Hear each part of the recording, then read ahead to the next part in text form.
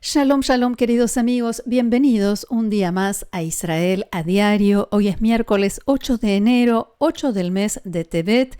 Llevamos 460 días de guerra con 100 rehenes todavía en la Franja de Gaza. Y antes de entrar en tema, antes de ir a la información, a los diarios y otros medios de Israel y de la región, quiero, como siempre, agradecerles por participar, por estar presentes e invitarlos a ayudarnos, a apoyarnos para que podamos seguir adelante con este canal, con Israel a Diario, como uniéndose, suscribiéndose, uniéndose al grupo de miembros del canal, aquí debajo del video, con un solo clic, con lo que quieran o puedan, y compartiendo y difundiendo este canal. Y desde ya, muchas gracias. Ahora sí, vamos a la tapa del diario Yediot Aharonot, que abre su edición de hoy hablando sobre la margen occidental. El titular dice: la amenaza, miles de armas inundan Judea y Samaria. Y en la bajada amplía, en el último año, Tzahal, el ejército de Israel, confiscó 1000 rifles, pero eso es una gota en un mar de armas que son introducidas de contrabando a través de la desprotegida frontera de Jordania, dice el diario, un tema del que ya habíamos hablado en el pasado. La trágica consecuencia la vimos hace 2 días en el atentado en el que fueron asesinados 3 israelíes, recordemos, en la aldea palestina Al-Funduk, donde 3 terroristas se bajaron de un auto y dispararon contra automóviles y un autobús israelí. Los terroristas hasta este momento todavía están prófugos y asesinaron a Rachel Cohen, de 73 años de edad, y a Lisa Raiz, de 70, amigas y cuñadas, y también al agente de policía Elad Winkelstein, de 35 años de edad, que estaba en el automóvil junto a su hijo pequeño, que vio cómo su padre era asesinado. En este informe de Yediot Aharonot señalan algo que se dijo en las últimas horas en todos los medios israelíes. Los terroristas que cometieron este atentado utilizaron armas regulares, no caseras, y forman parte de una infraestructura mucho más grande en el norte de Samaria, especialmente entre Kabatia y Jenin, un área donde no hay mucha población israelí. Es cierto que, como decíamos, en el último año fueron confiscados 1100 rifles, pero en Tzahal no tienen el dato exacto de la cantidad total de armas que tienen los palestinos en la margen occidental, las ilegales, más allá de las armas que tienen legalmente en su poder los efectivos de las fuerzas de seguridad de la autoridad palestina.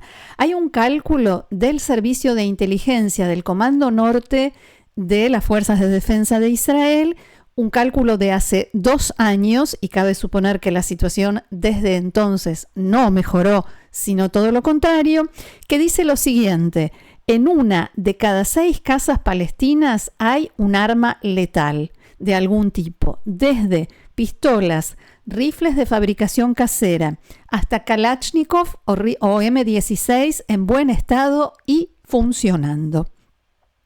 De acuerdo con este informe, Tzahal quiere seguir tratando la margen occidental como un frente secundario en comparación con los otros frentes abiertos, como sabemos, la Franja de Gaza y el sur del Líbano o el Líbano, pero al mismo tiempo continúa con la ofensiva contra la infraestructura terrorista por tierra y aire, como hemos visto en las últimas semanas e incluso hoy mismo, especialmente con ataques selectivos realizados mediante drones. Vuelvo entonces a la bajada del titular de Yediot Aharonot, que agrega: por primera vez desde el 7 de octubre, batallones de infantería del servicio regular pasarán de la Franja de Gaza a Judea y Samaria. Esto sucederá dentro de un mes, con un retraso de 30 días, debido a que se prolongaron los combates en el norte de la Franja de Gaza. Lo cierto es que Irán ha logrado construir en los últimos 3 años una sucursal en el norte de Samaria, especialmente en Jenin, Naplusa, Tulkarem y en el área rural también. Según fuentes de seguridad, en esa zona hay unos 2.000 terroristas armados y que prácticamente lograron expulsar de allí a las fuerzas de seguridad de la autoridad palestina. Los 3 terroristas que cometieron el atentado del domingo venían precisamente de allí, de Jenin, y en Israel se escuchan cada vez más voces que reclaman una gran operación militar israelí para terminar con esa infraestructura terrorista, algo que por el momento parece difícil. Y vamos ahora a Israel Hayom, que abre su edición de hoy con la imagen de uno de los 5 funerales que se llevaron a cabo ayer en Israel. Las 3 víctimas del atentado en Al-Funduk, cerca de Kdumim, y 2 soldados, Eitan Israel Shiknazi y Dvir Zion Rebach, de cuyas muertes informábamos ayer, y más tarde el ejército dio a conocer que también ha caído el sargento Ido Samiach, de 20 años de edad, de la unidad de reconocimiento de la brigada Nahal, oriundo de Ganei Tikva, también muerto en combate en el norte de la Franja de Gaza. Nos vamos ahora al Líbano, porque allí van a tratar mañana de elegir presidente, algo que puede parecer muy fácil para cualquier otro país, pero no es el caso con nuestros vecinos libaneses. El Líbano lleva más de 2 años sin presidente desde que Michel Aoun finalizó su mandato en octubre de 2022, y allí vemos a Nabih Berri, el presidente del Parlamento, que difundió la convocatoria oficial para el intento de mañana de elegir presidente, según lo establecido por la Constitución libanesa en base al acuerdo de Taif posterior a la guerra civil. El presidente es elegido por el Parlamento y debe ser cristiano maronita. La última vez que el Parlamento del Líbano, que tiene 128 legisladores, se reunió para intentar elegir presidente de la República fue el 14 de junio de 2023. Y ese fue el intento número 12 que había fracasado. Berri también anunció en noviembre pasado una sesión para tratar de elegir presidente que finalmente no se hizo, y por eso, quizás por todo esto, los diarios libaneses comentan en las últimas horas que la gente espera que no se vuelva a usar la excusa de las cuestiones de seguridad, la seguridad del país y ese tipo de argumentos para volver a frustrar la posibilidad de que se elija un presidente. Quien estaba trabando esa posibilidad hasta ahora de que se eligiera alguno de los candidatos era, por supuesto, la organización chiita libanesa Hezbollah, respaldada y financiada por Irán.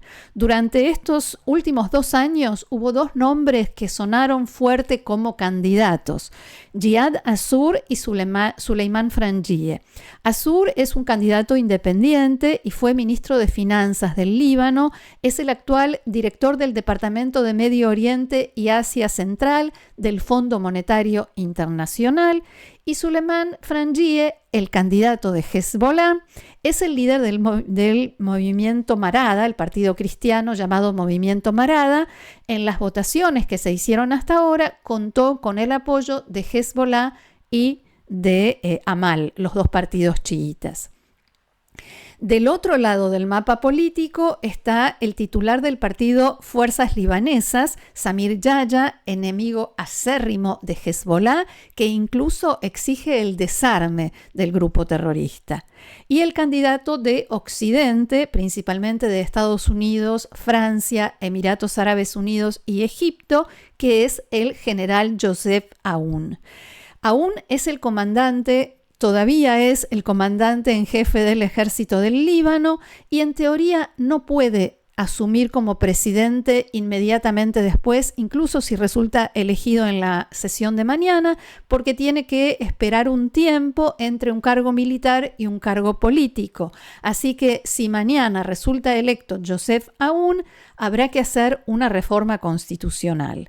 Para ser elegido presidente, el candidato necesita en la primera ronda 86 votos de los 128 y en la segunda ronda 65.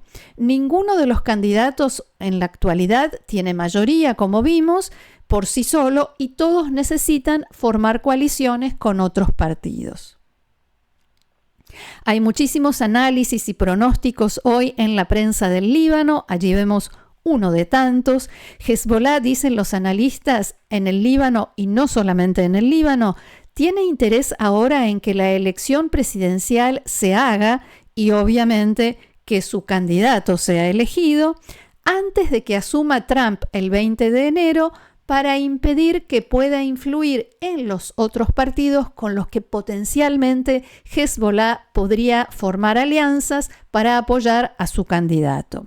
Es que después de haber arrastrado al Líbano a una guerra ajena por la decisión de Nasrallah de solidaridad con Hamás a partir del 8 de octubre, y mientras el país está sumido en una gravísima situación económica y social, y después de los tremendos golpes que Israel le asestó a Hezbollah durante este último año de guerra, Hezbollah no solamente necesita recomponer su fuerza militar, sino también política. Y la elección del presidente se le presenta como una gran oportunidad. De todas maneras, hay algo que nos puede dar una pista de las buenas posibilidades que tiene Joseph Aoun para ser elegido. Y es que Hezbollah ha dicho en los últimos días que no vetará la candidatura de Aoun. ¿Por qué? ¿Para qué dijeron que no piensan vetar al candidato que no es el candidato de ellos?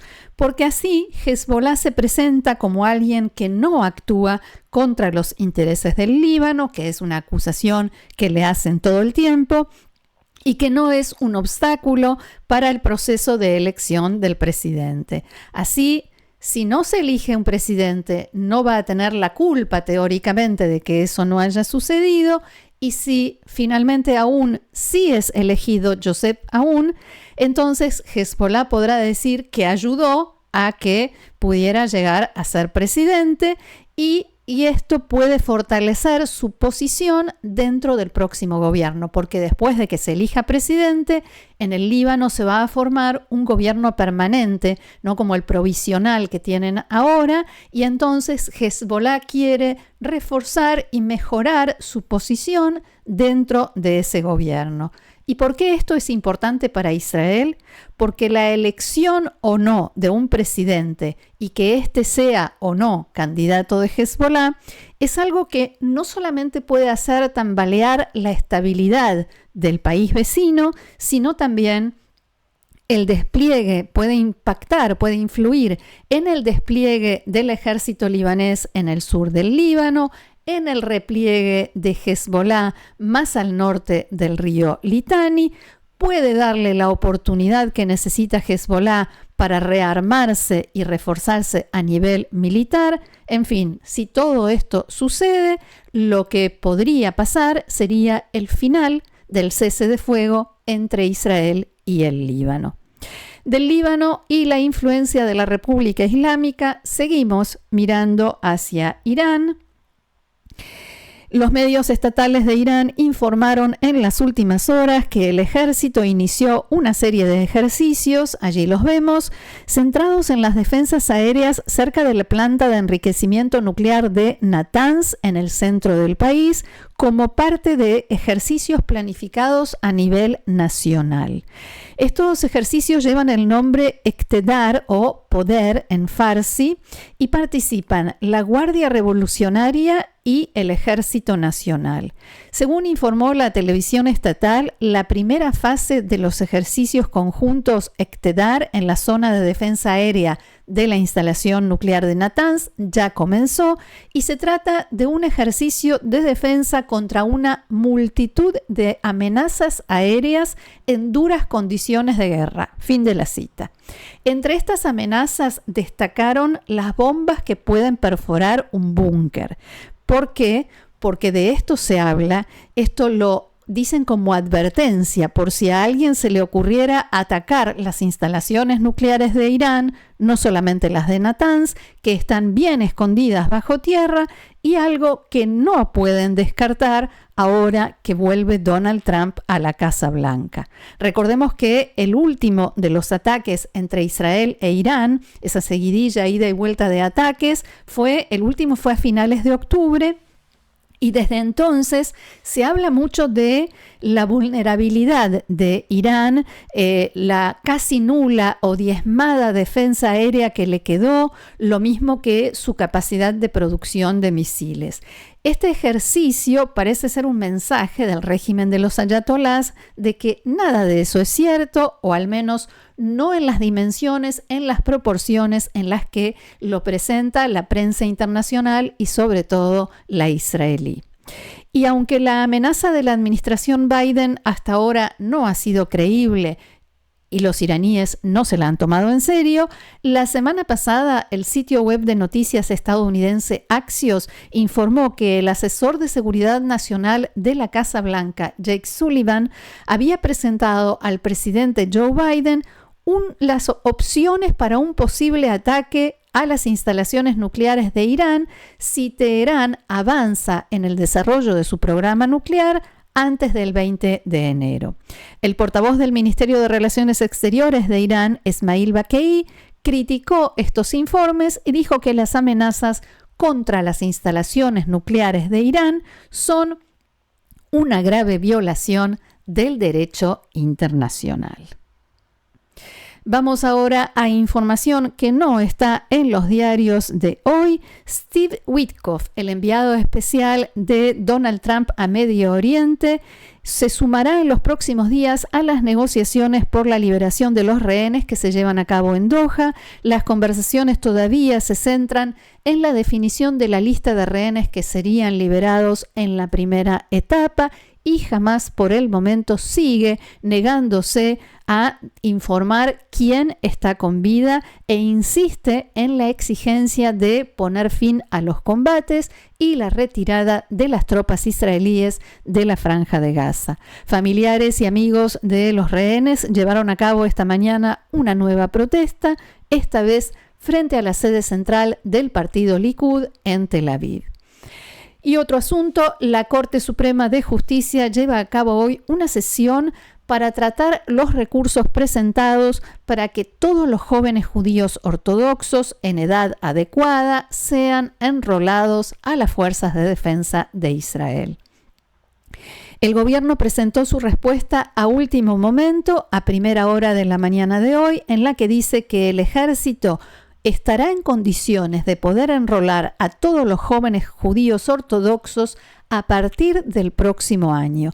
Según informó la radio pública israelí Kan, el ministro de Defensa Israel Katz intentó unas horas antes omitir esa información, no incluirla en la respuesta,